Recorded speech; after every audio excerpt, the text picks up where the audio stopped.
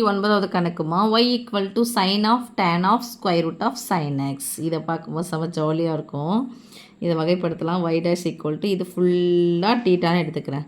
Sign theta வகைப்படுத்தினா என்ன சாமி கிடைக்கும் நமக்கு? Cos theta. டீட்டாவுக்கு பதிலாக என்ன இருக்குது? Tan of square root of sine X.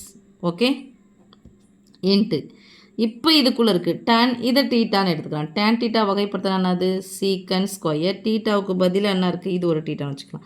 Tan theta வகைப்படுத்தணும். டேன் டீட்டா வகைப்படுத்தினா சீக்கன் ஸ்கொயர். டீட்டாவுக்கு பதிலாக என்ன இருக்குது? Secant square of square root of sine X. இது ஒன்று முடிஞ்சிச்சா? இப்போ உள்ளே யார் இருக்காங்க பாருங்கள்? Square root of sine X. Square root of sine X ஆனது sine X the whole power 1/2ன்னு அர்த்தம். அப்போ அடுக்கு முன்னாடி எடுத்துனுவாங்க, அப்படியே போடுங்க. அடுக்கிலிருந்து 1 குறைக்கணும். ஓகே போட்டாச்சா? இப்போ சைனை வகைப்படுத்த போனால் என்னது? Cos X. Okay that is equal to first சாமி இதை வகைப்படுத்தினா சைன் டீட்டா வகைப்படுத்தினா காஸ். டீட்டாவுக்கு பதிலாக என்ன இருக்குது? அதை போடுறோம். அப்புறம் டேனை வகைப்படுத்தும் போது சீக்கன் ஸ்கொயர். டீட்டாவுக்கு பதிலாக என்ன இருக்குது? அதை போடுறோம். இப்போ வெறும் சைன் இருந்துச்சுன்னா காசுன்னு போட்டலாம். ஆனால் அடுக்குன்னா இருக்குது 1/2 இருக்குது. இப்போ 1/2 அது அடுக்கு முன்னாடி எடுத்துகிட்டு வந்தாங்க. அடுக்குலேருந்து 1 குறைக்கணும். அப்புறமா சைன் எக்ஸ் வகைப்படுத்தினா காஸ் எக்ஸ்னு போடணும்.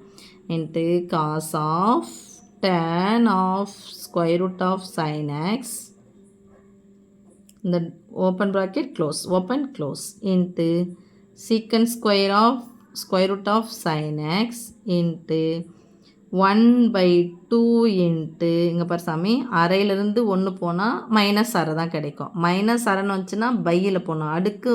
அடுக்கு வந்து மைனஸ் இருந்துச்சுன்னா பையில் போகணும். அப்போ 2 into square root of sine எக்ஸா. இப்போ காஸ் எக்ஸுங்க பெருக்கிடுங்க இன்ட்டு காஸ் எக்ஸ். ஓகே இது ஃபுல்லாக போட்டு by 2 into square root of sine X போட்டாலும் தப்பு கிடையாது. ஓகே இதுதான் y டேஷ். ஓகேம்மா?